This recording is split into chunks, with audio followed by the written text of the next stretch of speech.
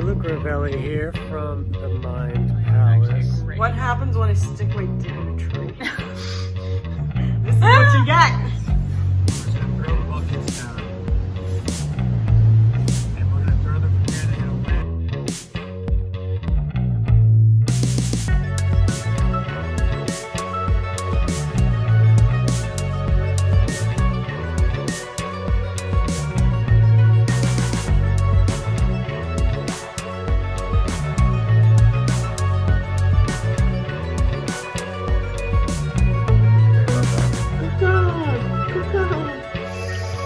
I am Birdman.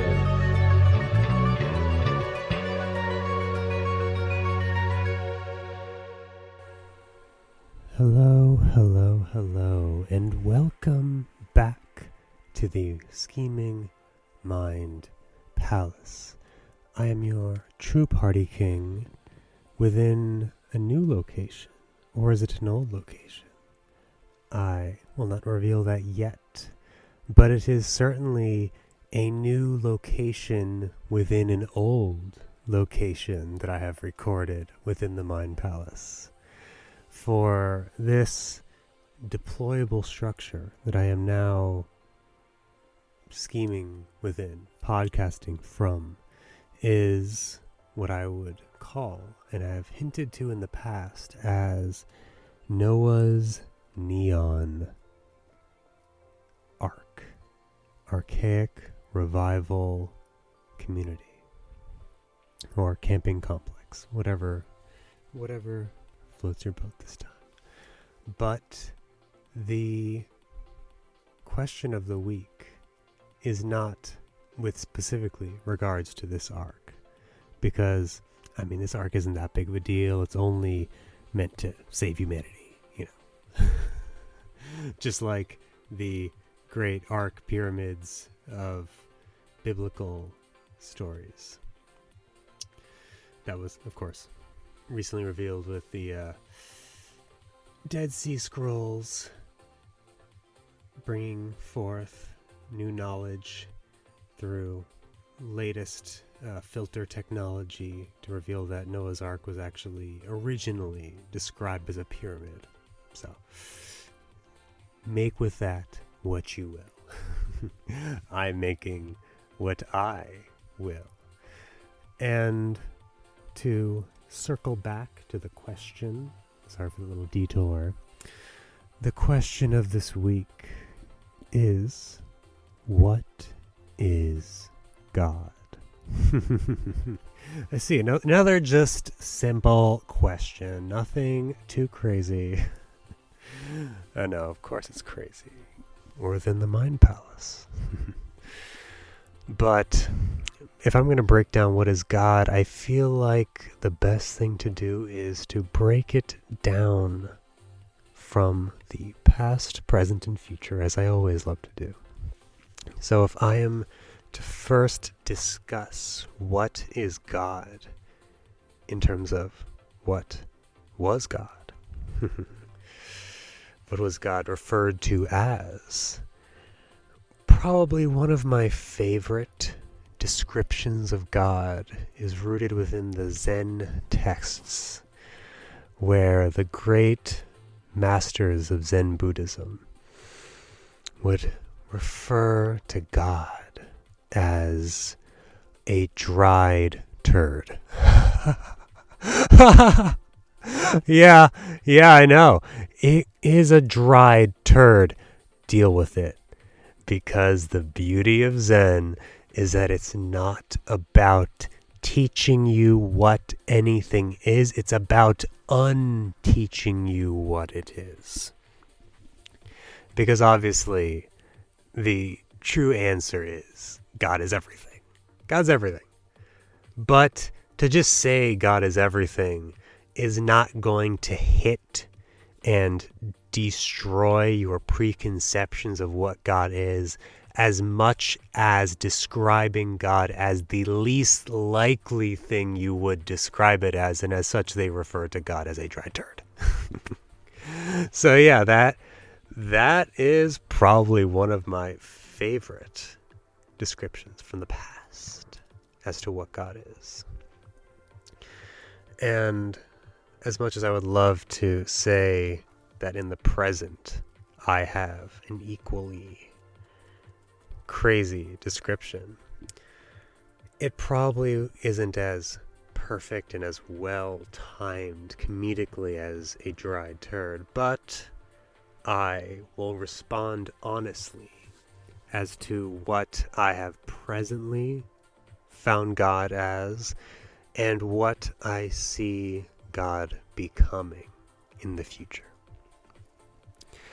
So, now that we've dived into the past, within the present, I have seen God as a clay bowl. A clay bowl, which I will be throwing up a video over here. I specifically created for my doggy Stella, my lovely little baby that I have a ring for right over here. The crazy neon one. Stella, my beautiful puppy. I was off on a hike with her recently, and I encountered a very annoying issue where I noticed she was very thirsty, and I had brought water for myself, but I had neglected to bring a bowl or some method for her to drink water out of, because obviously she's not going to drink out of a water bottle. But what I noticed when I sat down and was thinking, oh, I'm just going to enjoy hanging out outside in nature, and I sat down, it had recently rained, and the ground that I was sitting on is what many agricultural or horticulturalists in Tuscany would refer to as bad earth or non-productive earth. It is specifically clay, which is notoriously terrible for growing a lot of wheat and other produce. But it is damn awesome for for creating art. And that moment of experiencing God for myself wasn't like a sudden burst of new knowledge. Like, I'm not just, oh, I'm a physicist now. Oh, I'm a doctor now. Oh, I just suddenly know quantum mechanics effortlessly or whatever. No, enlightenment in terms of understanding what God is much closer to describing God as a connection between separate things that you already know. Separate opportunities, separate options of self-discovery. So for me, it was the sudden connection of, I need to give my dog a bowl. I want to do something fun creatively. I want to utilize this earth that normally is considered trash. All of these little light bulbs just ding, ding, ding, ding, boom, wing, unified into, oh, I'm going to make her a bowl. I'm going to make her a bowl. And that's what I did. And that was God for me in that moment, in the present. So yeah, no, that was pretty awesome. That was definitely a very awesome present moment of what is God, which has then evolved into a couple of other clay things, which I will definitely be playing off on the side if you're watching the video format.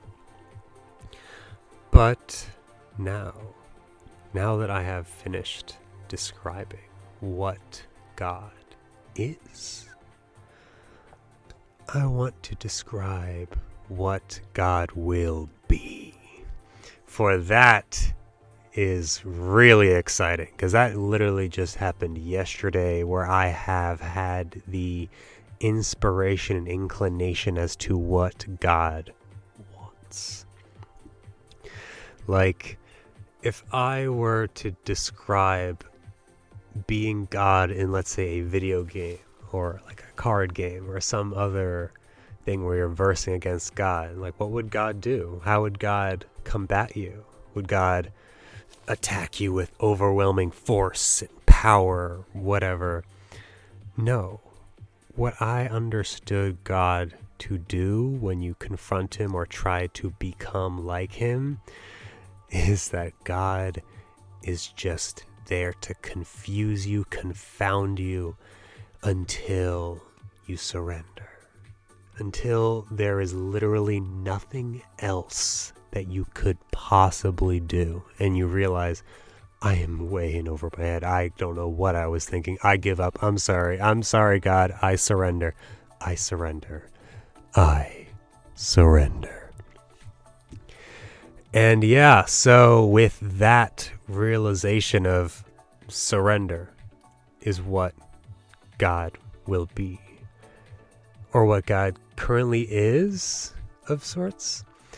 I suddenly was inclined through having some waste products that I had brought with me to eat, like some oranges and some blueberries on this journey out in nature, where I found this epic oak tree.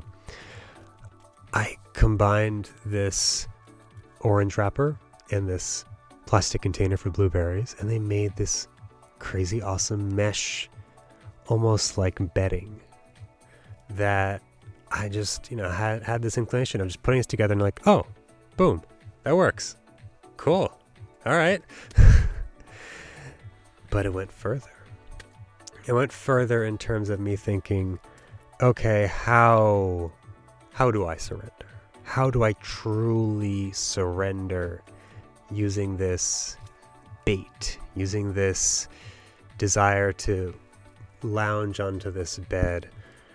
And it was in that moment that I, when doing some more scheming, had the idea of, okay, well, what if I put this bed on a really high to reach area, a really tall thing to climb, such that the terror and the fear of, oh my God, I'm so high up, oh my God, what am I doing, oh my God, oh my God, oh my God, is surrendered of sorts to the realization that you are trying to get to the top so that you can witness a view you have never experienced before.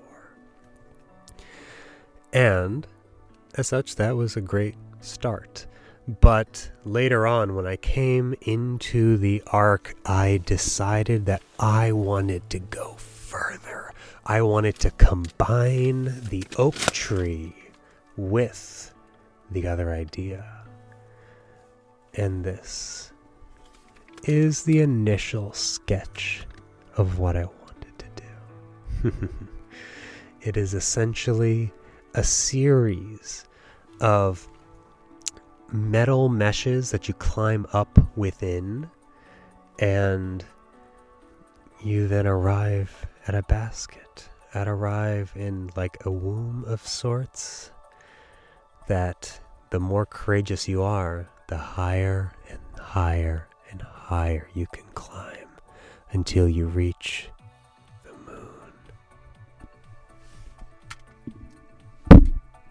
moon. The moon at the top over there. And yeah, so that was what I believe God to be.